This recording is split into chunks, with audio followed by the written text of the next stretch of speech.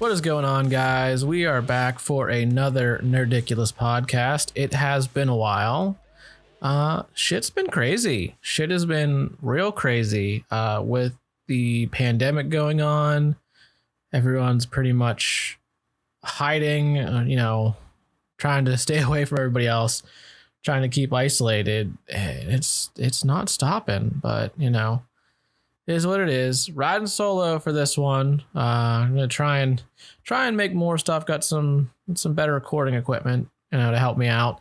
But I think one of the craziest things that I've seen with this pandemic is the cost of certain things. Like when the pandemic first started, I think within the first, I want to say 3 weeks to a month when, stuff was starting to lock down and close and we weren't able to, go anywhere. I was like, you know what? I was thinking about buying a Nintendo Switch because my sister was getting one and she wanted to play Animal Crossing, and we don't play a lot of games together because she plays Xbox with her husband and his father. And I have an Xbox, but I don't really play any of the same games they do. And I usually play PC games with my friends. So I was like, I could get a Switch and we could both play Animal Crossing. We could both play Mario Kart and stuff. And I went to look for one and they were all sold out. I went to Best Buy and I'm like, all right, I'll go check Best Buy. Best Buy is all sold out. So I was like, oh shit. Okay. So I go online and Amazon, they are double and triple the price. They're $300 for the regular Switch. And I go on Amazon and I'm seeing $600, $800. I'm completely baffled. And Amazon doesn't give a shit. At least Best Buy, Best Buy is a website. It just said sold out. The fact that Amazon was letting people post them price gouging the shit out of them, I was like, are you for real? And then Walmart did the same thing because they don't really keep track of who sells on their websites. They honestly, is my opinion, I just don't think they give a shit. They make money off people selling stuff on their website, so they don't care that this company is price gouging. And what made it worse was there was a program that you could get online. You could download it. It was free. You just had to know how to do a couple simple commands, and there was a document that walked through it.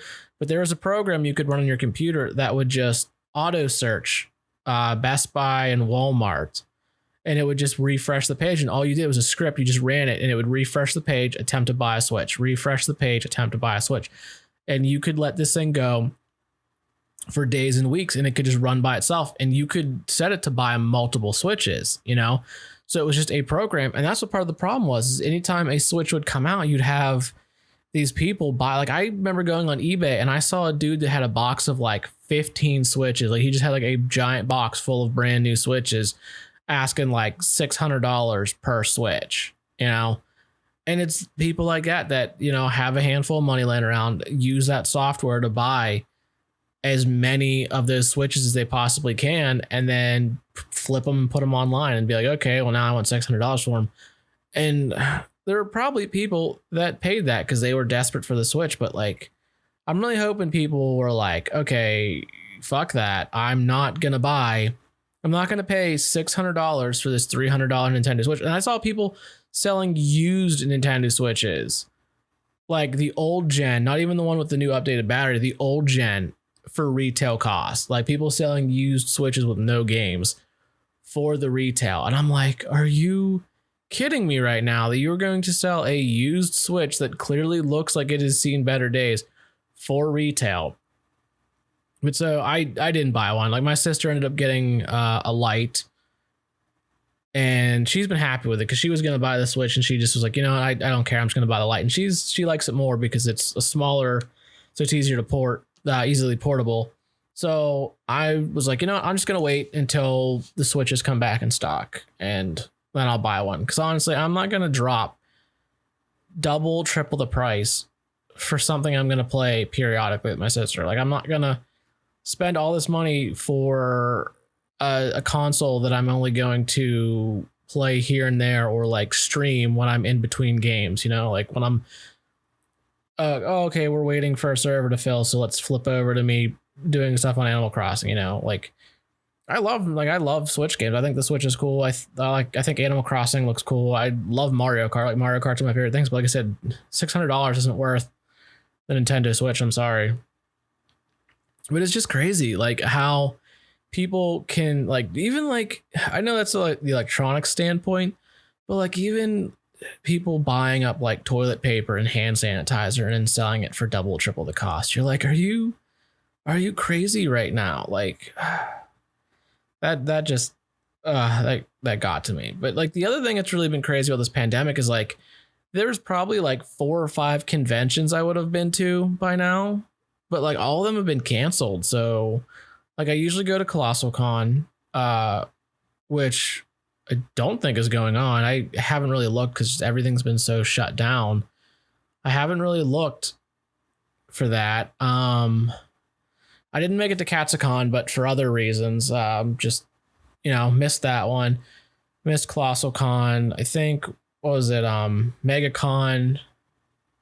Like all the really fun conventions, you know, that go on in the summer have just been all taken down because of this pandemic. And I mean, it's a good thing though. Like with as serious as this is, like I lost a friend, like not a good friend, not a close friend, but someone that I knew, someone that I've seen, that we have mutual interest and I see, he ended up dying as a result of COVID. He didn't die from COVID, but complications, like he had underlying health conditions that the COVID exasperated, and like it sucked because he was a super nice dude, like real personable.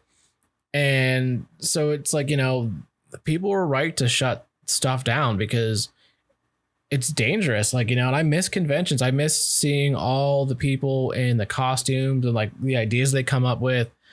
I miss getting to take pictures. I miss hanging out with my friends at conventions and throwing drinks back. But like, it's been crazy. The other thing is like, this has really thrown like the gaming industry through a loop, I think, you know, with all the studios having to shut down. Like, Cyberpunk just announced, not even like a week ago? Was it like a week or two? That they are pushing Cyberpunk out. CD Projekt Red, they pushed the game Cyberpunk out till November, and it was supposed to release in September. And they said, "Hey, listen, the game's not going to be ready, and we need to push it out to November." And like, it sucks, but you got to do what you got to do. I mean, I can't imagine that every single person that works on, you know, that game has the tools they need at home to do, you know, the coding and the programming. You could hope that they do. Like, I hope that when stuff was starting to shut down, they were like, hey, you know, take your equipment home because this might be, you know, a long shot. But yeah, I got to imagine that it's got to be hard for, you know, companies like CD Projekt Red to build a game when everyone's at home. You know, meetings don't always work the same online. I'm still taking classes online for school stuff, and Zoom stuff is weird. You know, and Zoom is the fact that Zoom took off, and then immediately after Zoom became popular, everyone was like, oh, this place isn't as safe as you'd think it was. Like, first off, their security is non-existent. So pretty much anyone can break into any room. Like, you can, if you have any sort of knowledge, you can hack in and get into any chat room you want.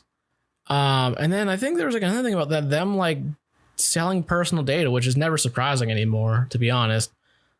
But yeah, like it's got to be so hard for, you know, them to release or to even work on Cyberpunk. And then they released that gameplay trailer on Twitch the other week, which I watched part of it. I didn't watch the whole thing. It looked pretty cool, but there was definitely some problems with that game. Like, the gunfighting seemed kind of boring. It felt very Borderlands-esque in a way. Like, not bad. Like, I love Borderlands. Like, I've played Borderlands several dozen times. But that game's supposed to be a lot more realistic. I feel like it should have a more PUBG-style gunfighting mechanic, you know, just because of the realism in it. I don't know. Like, I love PUBG. I love Borderlands. I like the grindy aspect of Borderlands, but like, for a narrative game, that Cyberpunk 2077 is supposed to be, I really think they need to reevaluate the gun physics, and well, not the gun physics, but the fighting. You know, I don't think it should be as grindy of a shooter. I don't think it should be a spam shooter like Borderlands or Destiny, where you just sit there for 10 minutes and you just fire, just watch the health slowly decline. Honestly, I think it should almost be a, 2-3 body shots drop somebody, 1 headshot drop somebody, a little bit more realistic, like 1-2 shots to the head, depending on the body, and where you hit them in the body. You hit them in an arm and a leg, it's going to wound them, but they're going to fight back. But you put 2 or 3 in the body, But I'm still excited for it. Like, in all honesty, Cyberpunk looks good. And I loved the Witcher games. I had so much fun. Like, I love narrative-based games like that. I think that's why I love. I've been playing Outer Worlds. I bought it, and there goes my phone.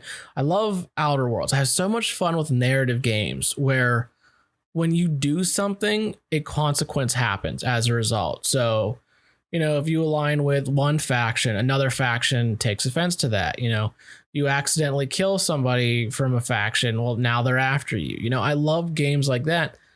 But also, the shooters have to be a little bit more realistic. I understand, there should be damage indicators, but it shouldn't definitely be a game where you're just grinding health pools of people down. Like those games, there should be a pretty set amount of damage you have to do. And like, I'm fine with guns not being upgradable to where they do more damage. I feel like guns should just have a base damage, and maybe like if you level up the game, it's harder. Okay, well, fewer shots kill you and more people have armor, chest protect, bulletproof vest. But I don't know. I got to imagine, like I said, it's got to be hard. I know a lot of games. I got to imagine indie developers have been having a lot of problems too. With all these studios shutting down, it's got to be hard to really pump out a lot of games, and especially with updates.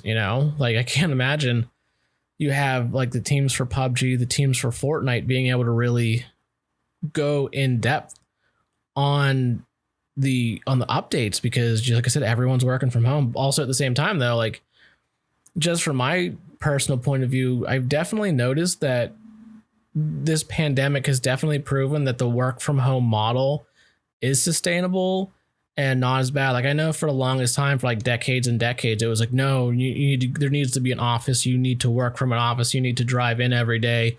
You need to do this at the office. You can't do stuff from home. I think, this pandemic, for as shitty as it's been, has proven that the newer generation, with today's advances in technology, you don't need to have a defined office, that a lot of companies can work from home. Like if you look at Twitter and Facebook and Google, like they've been like, okay, you know what, rest of the year, just work from home, stay there. As long as you're getting stuff done, that's fine. And I think it's working a lot for the most part. I realize some companies, some businesses can't survive like that. But I think a lot of tech sector can kind of get away with that, depending on what exactly your position is and what you do. Like meetings can be held online. That's not a big deal. If you're someone that deals with like programming or data, and you don't really like, if everything you're consuming and producing is on a computer, then do you really need an office? And I think we're seeing that more and more. Like my company has done that a lot more. Apple's done it more. A lot of, like I said, with everything going down now, you've seen a lot of companies restructuring to be like, okay, let's make the work from home model work. And I think you'll start seeing companies not so much as downsizing people, but downsizing offices, to where maybe they put in a smaller, more open air style office where it's just kind of like not cubicles, but like tables and bench areas where anyone can pop a seat. And it's, hey, if you need to come in and meet with people to go over stuff that you need to see in person, here's an office that you can do it in. But for the most part, you can work from home as long as stuff's getting done, which I think is a good thing. I think it gives people incentive, like if you're not having to drive in every day, you can sleep in a little bit later. You know, you can talk to your kids a little bit more. You can feel more refreshed. Like I know when I was working from home for about 2 months, I'd sleep into like 7, you know, because I didn't have to log into my computer until 7:30. So like I'd get up at 7, walk my dog, eat, and then boom, at 7:30, you know, like I said, we'd do our quick lap, eat. Like I said, I'd, you know, put a little extra half hour of sleep in. It just helped. You know, I got more done, you know, like granted, working from home is kind of a little bit weird, but it's also kind of nice, you know, where like, oh, it's my bathroom, it's my kitchen, you know, like I could make myself breakfast, log into my computer, go to work. You know, it was nice. I didn't have to drive. It saved a lot on gas. I literally bought a new car because my old one died right before the pandemic. And I don't think I drove it more than 100 to 200 miles for like the first 2 months of owning it. One, because like I bought it, and literally 2 days later after buying the car, I was bedridden. I was so sick.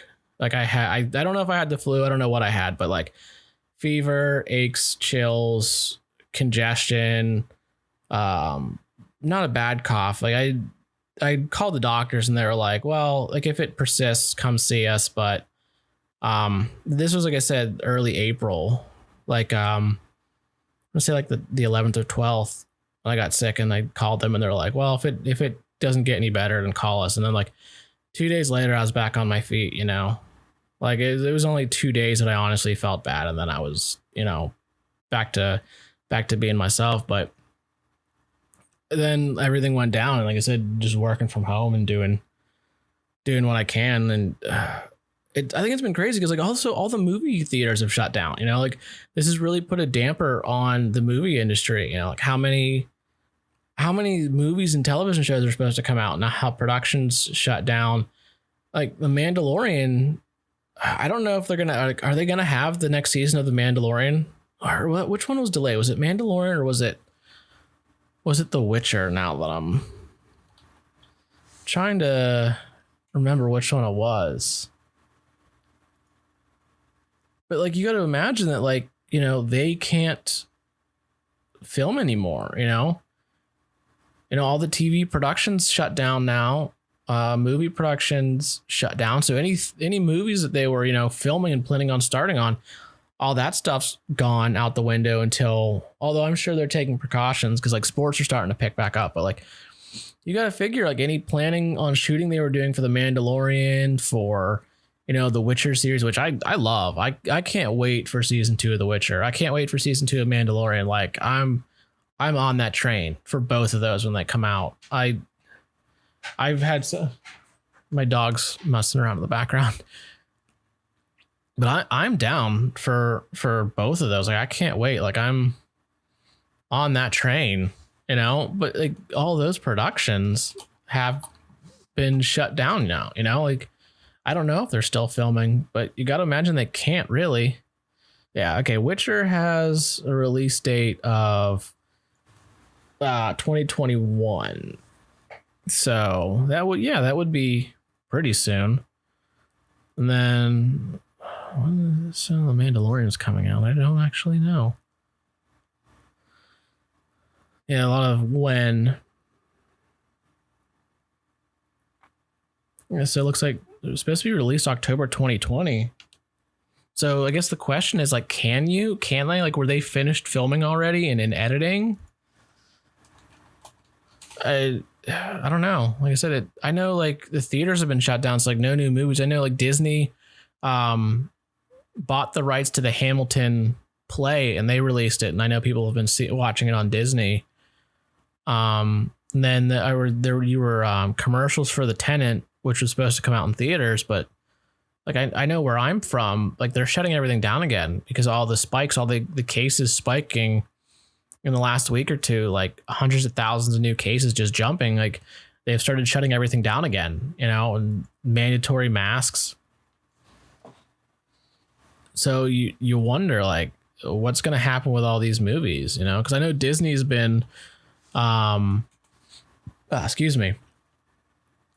Like I think they released Monsters World Tour on online so people could watch it. You wonder, like, how many movies do you think would have come out by now had this not, happened? Like I'm looking at Disney's website, and like there are live action Aladdin's available on their website, but I think, was it Monsters World Tour that they put out online, because that was right around when the pandemic happened. So you've got to wonder, like, how many movies would we have right now if it wasn't for all the theaters shutting down? See, like, you have Unhinged, which was a Russell Crowe movie. Like, what are they going to do with that? Saint Maud, Cutthroat City, The Rental, Boys State, these are all July movies. So you just wonder. Yeah, I mean, Tenet's set for August. Then Bill and Ted set for August. The live action Mulan, what are we going to be back to normal by August? Like, I understand that, this is just the beginning of July, but things have not really panned out the way we were hoping. So you gotta wonder, are they just going to straight to DVD those, or are they just going to keep pushing them out? Yeah, it actually says Unhinged opened July 1st. So there can't be too many things going on. Like, I'm just looking at what's in theaters near me. Playing near me, and Irresistible, which that looked good. The Invisible Man, The Hunt. And then I'm seeing Back to the Future, Jumanji, Jaws, The Matrix, Jurassic Park, like a lot of older movies that are available near me, like Sonic, which so glad they redid the actual Sonic character, because I feel like that would have bombed really hard had they not redone Sonic. But yeah, it's a lot of older classic movies that I'm seeing drive-ins. That's what's definitely coming back now. I've been seeing a lot of pops. I heard something about Walmart was planning on doing a drive-in for people, which I think, honestly, that wouldn't be so bad if they brought back drive-ins. I think that would be a good thing. But mainly because with all this going on, we still don't have a vaccine, and even if we do, you're still not everyone's gonna grab it. So I don't know. I think drive-ins should come back, and like, you pull in your car, there's a little microphone, you can order food, they can bring it up to you. Why not? That's not a bad deal. I think you could fit more people. You charge $5 per person in the car or something. I think you'd make more money. Because theaters have, a capacity. I don't know. Because everyone might not be able to see it depending on where they're at in the car. Like if you're front row, the people in the back seat might not be able to see it. I don't know. Outdoor theaters. That's what I think. Outdoor theaters. I think that'd be a good bet. But yeah, I've seen a couple outdoor theaters, and like I said, Walmart, I heard they were supposed to be doing a drive-in screening, which would be cool. But yeah, I wonder how many movies, like how much stuff is delayed filming. Like what is being filmed right now that is on hold.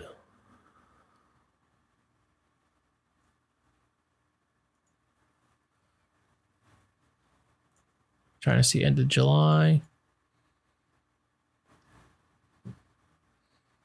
I gotta imagine there's gotta be a lot of stuff on hold. You see Unhinged again coming soon.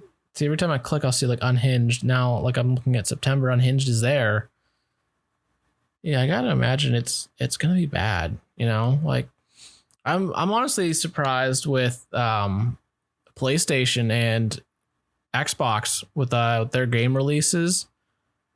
I mean, it's good probably that this virus didn't really hinder their release dates, for at least showing the demos of them. And I loved how when PlayStation did their game reveal, they were like, oh, hey, by the way, Grand Theft Auto 5 is available for this game too, and you get like 1 million free whatever their currency is or whatever. But it's like, why would you give us Grand Theft Auto 5 for the PlayStation 5? Like that game has been around for so long, like nobody cares.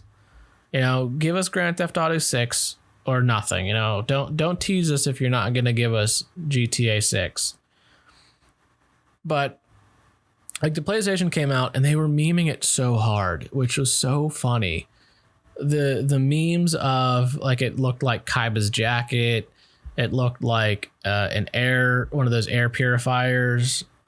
And it kind of does. Like I understand, like from an aesthetic point of view, like they were really trying to kind of run with something different to really like set it apart from all the other PlayStations. But I think they went a little bit overkill. I feel like they could have probably cut down on the aesthetics. I think if they wouldn't have put like those two big wings, I think if it would have been like the black inner, like the set and then the white shell outside of it, but the shell didn't really extend too far past and it kind of followed the contours of the inner part. I think that would have been cool. I think that would have been like a really badass looking design. I didn't like the dev kit one. I thought the dev kit one looked real silly. Like if I had to pick, I would prefer the one they released over the dev kit. I thought the dev kit just looked like they went too hard for futuristic. So I like this new one. I think they could have toned down the collar. I think they could have unpopped the collar on the top of the case. I like that they went digital. I like that PlayStation and Xbox are both like, hey, you know, here's a version of the console with a CD drive. Here's a console without, because I think a lot, like I when I buy my games, I just buy digital download codes. And I know there were people like, well, you know, what if I don't like the game anymore and I want to get rid of it? I'll just sell it and make $1, you know, if you go to GameStop. And I guess you're right. I mean, you could put those games on, because I know Amazon does game buybacks where you can sell your old games and consoles. And I know GameStop gives you like 10 cents for pretty much anything. And I don't know if Best Buy does, but yeah, I guess if you're somebody who wants to be able to sell those games and make money off of them later, like when you're done with them.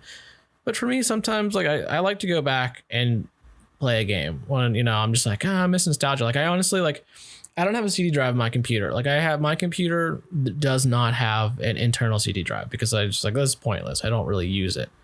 So I just got to buy an external. But like I've honestly been thinking about playing Command and Conquer again. I've been sitting here like, man, I really want to get down with some Command and Conquer again.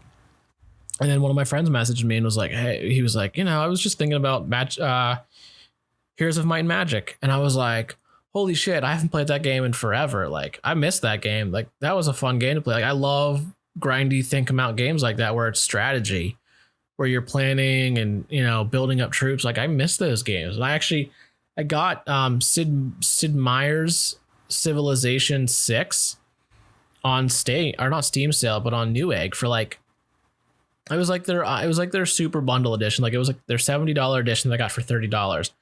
And I was like, hell yeah. I was like, for that. And that's actually where I bought the Outer Worlds that I've been having so much fun playing. But like I bought both of those games the same day because they were on sale. And then like, was it like not even a week later, one of my friends was like, you know, you can get Civilization free on the Epic Store. And I was like, yeah, but I got like the bundled version. So I was totally cool with that.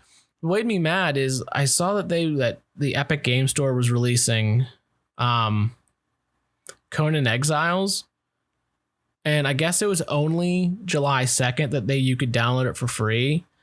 And I completely forgot because I was running around doing stuff on July 2nd. And I woke up on the 3rd and I was like, oh shit, that game was out. I wonder if it's still available. And it wasn't.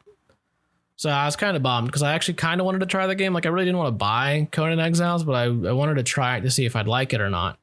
And I missed the window to get it on the Epic Store. So it is what it is. Like I'm not too worried about it because I've been playing the Civilization game so much lately. Like I started playing the Outer Worlds and I got so far and then I was like, okay, I want to give Civilization 6 a try. And it's so funny because I lost like the first 6 games in a row on Civilization. Like I started playing the tutorial, got through it and I was like, all right, I understand it. And I was like, all right, let's just play it myself. I should figure it out. And I was getting crushed. Like I would try to go to war with people and it's like, well, if you go to war, you get a penalty. And it's like, aren't I supposed to like take over this world? Like, aren't I supposed to conquer everyone? And I was like, well, you could, or you could, you know, beat everyone with science. Like you could out research everyone. You can, you know, you can win culturally, you can win religiously. Like there's different ways to win. You don't just win by, conquering every other country or every other, you know, person that's in there. You can win by just, you know, researching stuff and going through it. And I think there's another way when you can win by getting to Mars first. This is the first Civ game I've ever played. I played Sims, so I've played similar, but I've never actually played Civilization until 6. So I was kind of going into it blind, not really knowing. I was like, I'll figure it out. It can't be too hard. It's definitely not easy. But yeah, I realized like, oh, you can, you know, you can send stuff to Mars and that you win that way too. And I was like, oh, holy shit. So like now my games, like when I play, like I'll have like 1 or 2 cities focused strictly on science. I have 1 or 2 cities focused strictly on culture, or, you know, like I pick and choose like what cities really do what, like what they focus on, because that's how I get my wins. And I got my first win the other week and I was so geeked for it because I was like, yeah, if I can beat everybody, I out-scienced them. But I still have fun playing Civilization just because like it's a really thought processy kind of game of like how do you want to win this? And like the last couple games, like I've literally had war declared on me within like the first 10 turns, to where I'm like, oh shit, like what do I do? And then what's really funny is like I had multiple people declare war on me and I attacked both of them, and then I got the warmonger. Like I had war declared on me, and yet me taking over somebody else's city, suddenly I'm the bad guy. And I'm like, oh, all right, I see how it is. And then I fought one. I almost conquered one. I think it was like Britain or whatever. I almost conquered them, and then finally, like before I could take the last city, they declared peace. And I was like, all right, whatever. I got 2 cities off of you, so. And then I went to war with their one ally because they hadn't made peace with me. So I started destroying them, and they made peace with me. But what was funny is the one kept calling me a warmonger, and I was like, why? And it was like, oh, you still have one of their cities. I was like, forget you. I told you not to build closer, and you kept building closer and closer to me. So I took what should have been mine anyway. But yeah, the games like that are so much fun, you know? And being home more often means I have a little bit more time to play those games, you know? But I think it's like, I haven't been watching a lot, like movies wise. Like I've binge watched a lot of stuff lately. Like I was trying to go through Netflix and clear up some of my Netflix stuff. Like I watched, well, this wasn't on Netflix. This wasn't on Netflix, but like I was watching, I finally got through all of, was it Fairy Tale, the final season of Fairy Tale, which was pretty good. I still have yet to watch the latest season of The Flash. I started watching Supernatural again, but I can only watch so many episodes of that before I'm like, I take a break from it. But like, I don't know. There hasn't been too much I've really been like blown away by, like television wise, that I wanted to watch. Like I've just been trying to catch up. Like I finished Sabrina, the Chilling Tales of Sabrina. I finally finished that. You know, just like random stuff that I'm like, let's see what I want to watch. And I don't know, it's cool. It's one of those things where you're just trying to make it through the day. Like I've been working on like 20 or 30 different projects. What are you doing? She's just walking around. But yeah, I want back to the PlayStation Xbox before I got off tangent. Like I like that there are digital copies for those. I think they're good. Are they a little bit cheaper or not? I don't know. I think it did say that the digital edition would be a little bit cheaper than the